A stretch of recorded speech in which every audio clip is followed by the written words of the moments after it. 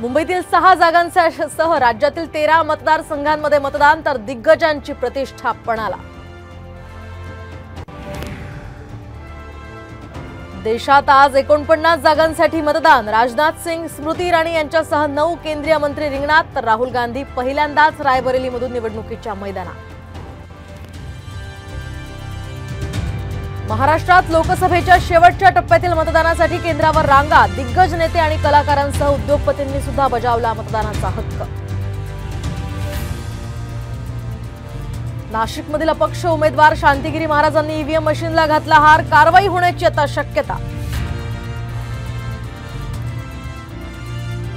ठाण्यात 1000 ते 1500 लोक बोगस मतदान करणार। ठाकरे गटाचे उमेदवार राजन विचारेंचा दावा। माजी राज्यपाल राम नाईक गोरेगाव मधल्या मतदान केंद्रावर। उकाड्याच्या पार्श्वभूमीवर सकाळीच मतदारांच्या रांगा।